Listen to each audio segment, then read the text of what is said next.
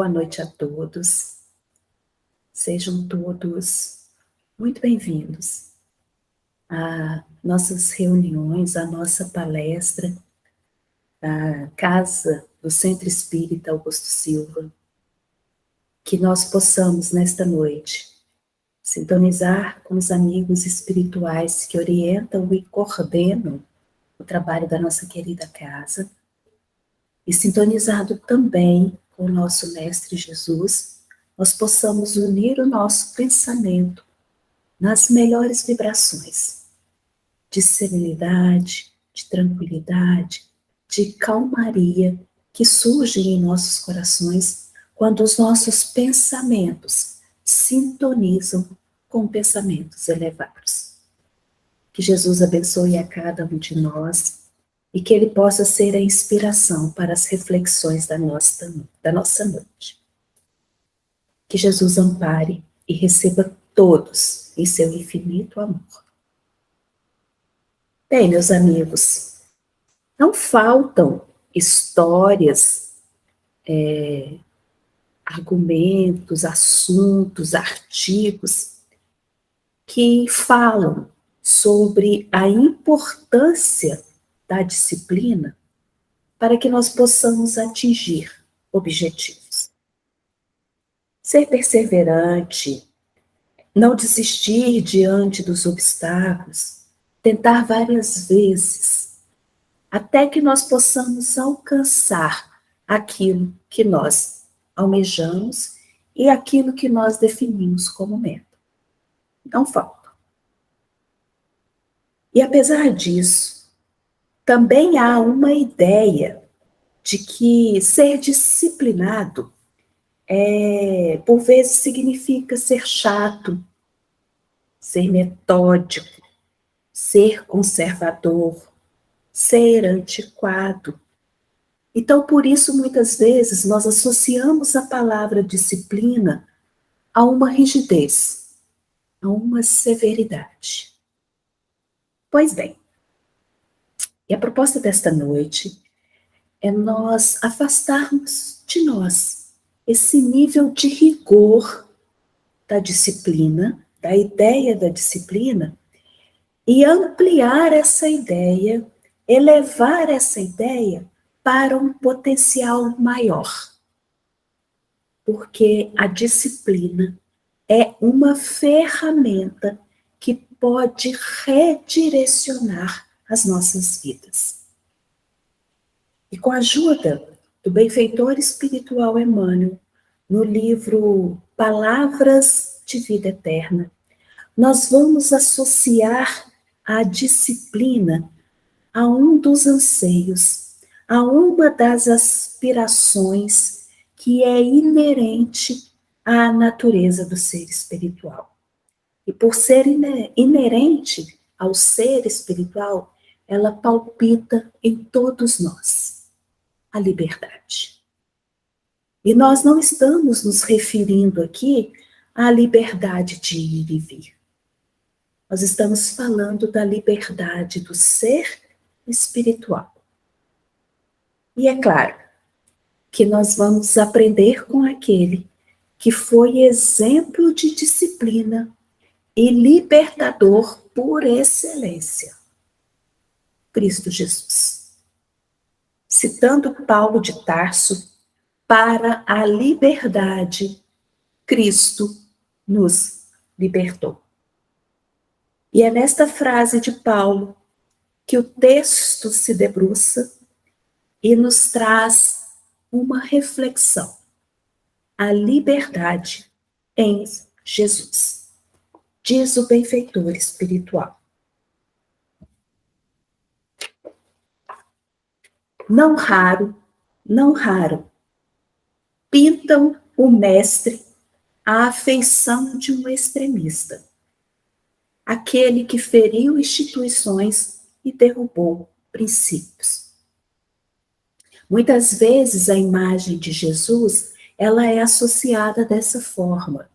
Ela é como se Jesus fosse um extremo derrubador, aquele que veio contrariar os princípios da época. Então, Jesus era considerado um infrator. Por quê? Ele se associou a pessoas que, na época, era considerada afeições impróprias. Ele se afeiçoou a Mateus, que era um cobrador de impostos, e se tornou um discípulo dele. Ele vai jantar na casa de um homem que era considerado um pecador por ser um cobrador de impostos, Zaqueu.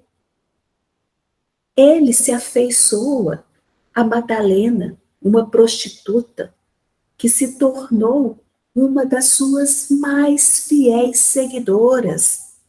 Então, isso, a princípio, faz com que Jesus tenha esse caráter de ferir os princípios da época.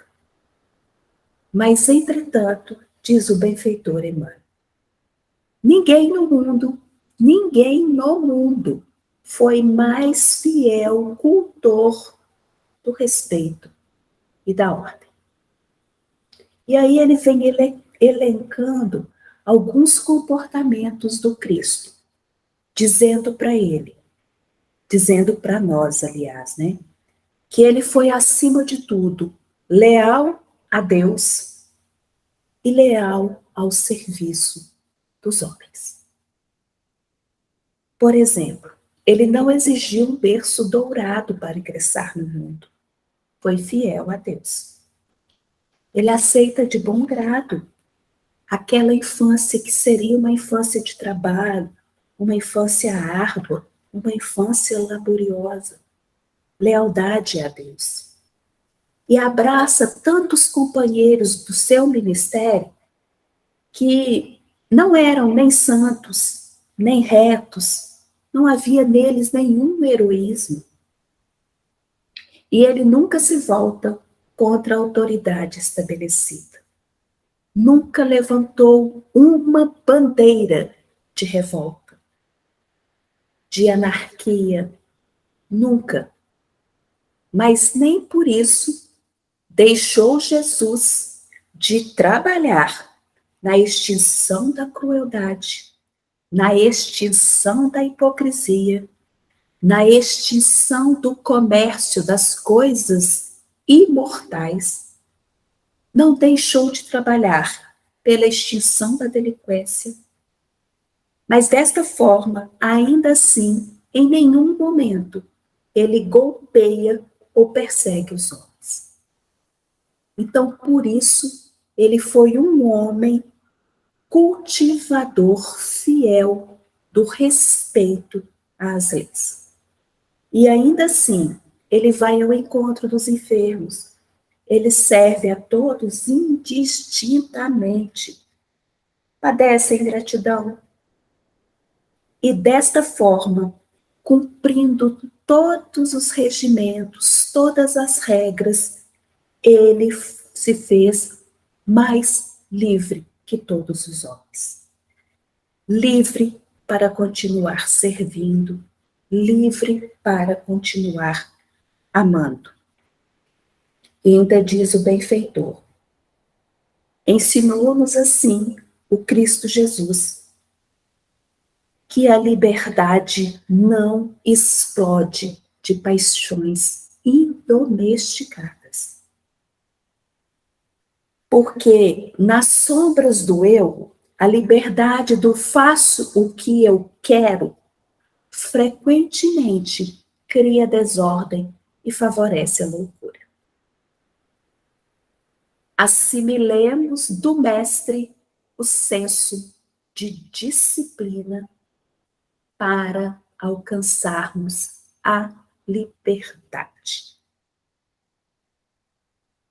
Pois bem, quando nós pensamos na palavra liberdade e disciplina, nós, por vezes, com a ideia ainda imatura e infantil, acreditamos que essas ideias são excludentes, que disciplina não se associa à liberdade.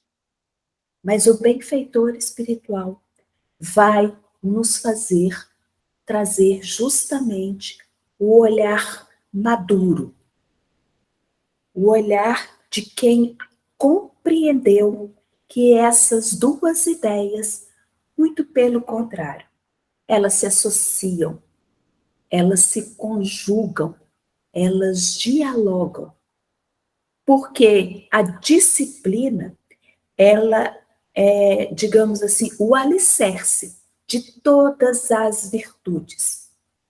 Ela é o alicerce que vai permitir que nós estruturemos todas as virtudes em nós.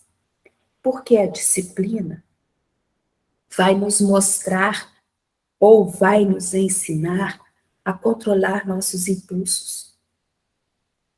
Então, o que nós aprendemos com essa lição do Emmanuel é que não existe asas da liberdade sem a raiz da disciplina. Porque a carta de alforria, a carta que liberta, que é a liberdade que o Cristo trouxe, ela é lavrada nos decretos da disciplina. Então, quando eu suponho que a liberdade é fazer o que eu quero, fazer da minha forma, eu não estou compreendendo os limites do que é liberdade. E aí eu cometo o equívoco e me torno um libertino. Porque eu acredito que liberdade é desordem. Liberdade é desorganização. E não é dessa forma que o universo funciona. Como o universo é harmonia, sem disciplina não há ordem. Sem a ordem, não há liberdade. Então, todas as obras humanas, tudo aquilo que nós fazemos, deve ser alicerçado pela disciplina. Então, o espírito disciplinado, o espírito que domina suas paixões, ele então conquista a liberdade e forma o seu império. Enquanto as nossas paixões não forem contidas, enquanto as nossas virtudes não forem desenvolvidas, nós não seremos livres. É necessário, por isso, disciplina. É necessário conter os nossos impulsos. É necessário conter a agressividade, os nossos desejos, conter os nossos nervos. Então, conquistar disciplina, desenvolver disciplina, faz com que as outras virtudes se desabrochem, se aperfeiçoem. Sem disciplina, não há transformação, não há moralidade, nem intelectual, não há desenvolvimento, nem moral, nem intelectual. Então, quando nós trazemos essa ideia de rigor da disciplina, nós meio que amornamos o potencial dessa força interior que permite que nós deixemos velhos hábitos e conquistemos novos. Sem essa vontade firme da disciplina aplicada no nosso comportamento, nós não avançaremos. Quantas vezes nós pensamos que no dia a dia nós precisamos mudar um hábito, refazer uma rotina, nós precisamos, a princípio, isso é bem verdade, de um esforço um tanto quanto hercúleo, uma dedicação um tanto quanto mais avantajada, digamos. Mas gradualmente, na perseverança, nós vamos percebendo que o peso desse esforço, ele vai se tornando mais leve, mais brando, mais suave, e vai adotando uma leveza que aí nos faz entender o que o próprio Emmanuel nos diz, que a disciplina leva à espontaneidade, justamente por esse caráter de suavidade que a disciplina bem aplicada vai trazendo para o ser espiritual. Difícil no momento se torna leve com o passar do tempo. Por isso, meus amigos, que um ser livre é um ser disciplinado. Porque o ser disciplinado, ele é dono de si mesmo. Ele tem domínio de si. Por isso, ele se torna livre. Sem a disciplina aplicada em nossa vida, a liberdade, nós podemos dizer que ela é uma liberdade aparente. Ela só está no exterior. Ela não existe sem a ideia, sem a aplicação da disciplina. Essa liberdade é uma ilusão. Porque a liberdade do fazer o que eu quero, do jeito que eu quero, da forma que eu quero, como diz o benfeitor espiritual, gera desordem. E desordem não é lei divina. A harmonização, o equilíbrio é que emana de Deus. Então, quando nós pensamos desta forma, nós vamos perceber que não há nenhuma incompatibilidade entre liberdade e disciplina. Muito pelo contrário. Elas se interpenetram, elas se conectam, elas se dialogam. Por isso que na ausência da disciplina, a liberdade se torna um abuso, uma confusão. E de outra maneira, a liberdade sem disciplina, ela vai se transformar em escravidão, em subjugação. Você suprime o total respeito às pessoas, aos direitos dos outros. Então, não pensemos, não associemos a disciplina ao rigor que muitas vezes a palavra nos leva. E não levemos a liberdade para a libertinagem, o abuso, o excesso. Vamos entender que disciplina e liberdade são palavras, são ideias que se conjugam. E aí, nós vamos inclusive lembrar de uma letra de uma música que diz, né? Disciplina é liberdade. E aí, inclusive o Espírito Emmanuel diz para nós que se a gente quer viver em Deus, a disciplina é esse lugar. Se queremos viver em Deus, disciplina é o lugar. Então, vamos pensar de que forma, então, eu poderia fazer com que essa ideia de disciplina possa fazer parte do meu dia a dia. Em que momento a disciplina pode ser implantada para que eu me torne uma pessoa livre, mais suave, menos sobrecarregada? Não com rigor, não com austeridade, com leveza. Nós vamos começar por um item essencial, um atributo importante da criatura: pensamento. Precisamos disciplinar nossos pensamentos.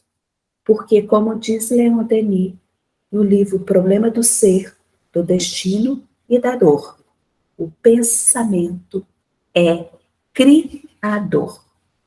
Nós vamos trazer um pequeno trecho do livro que diz assim: nós modelamos a nossa alma, nós modelamos o nosso invólucro Nós modelamos as imagens que vamos imprimir na matéria com o pensamento.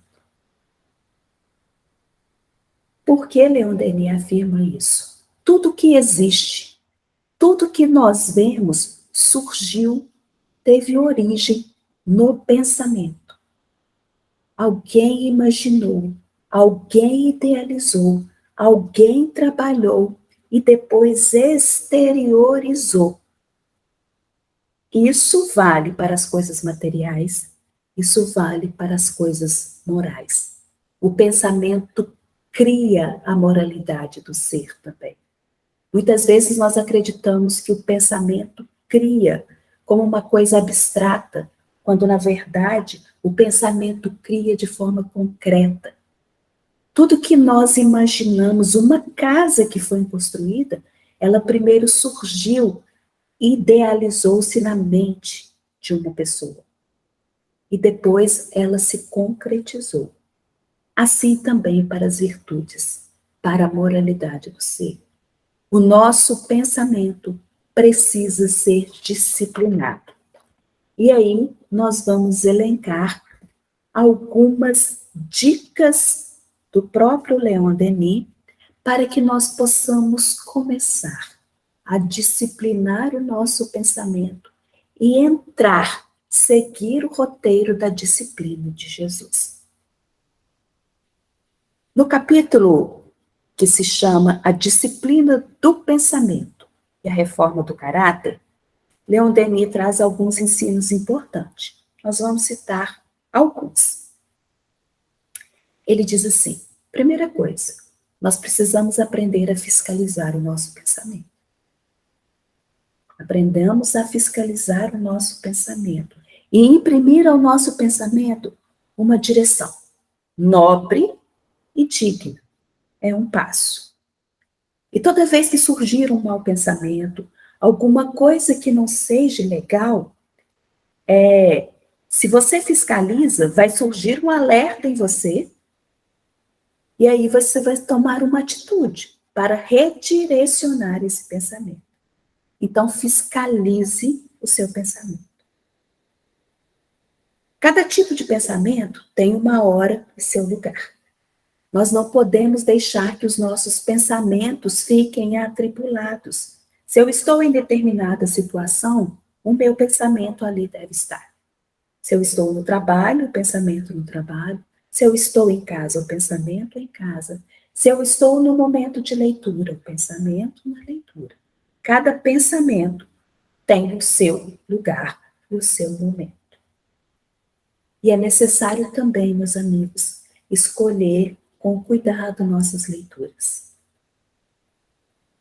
Depois que nós escolhemos as boas leituras, isso é muito importante nos dias de hoje. Depois que nós escolhemos as boas leituras, nós precisamos de tempo para assimilá-las. Tempo. Não é simplesmente jogar a leitura para dentro. Você precisa assimilar. E nessa assimilação, olha que interessante. Nessa meditação, nessa volta para refletir sobre a leitura que eu estou fazendo, eu sintonizo com os bons espíritos. Eu elevo o meu pensamento e sintonizo e me fortaleço com esses espíritos, que eles chamam espíritos de bons gênios. Então nós precisamos ser sóbrios, ter sobriedade. Todas as leituras que nós fazemos, principalmente nos dias de hoje, em que as informações chegam aos montes em nossa cabeça, nós não meditamos, nós não selecionamos, nós não assimilamos.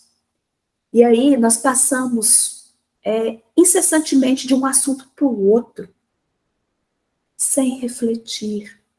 E o nosso pensamento, então, começa a ficar tumultuado. Então, nós precisamos aprender a selecionar boas leituras e meditar essas boas leituras.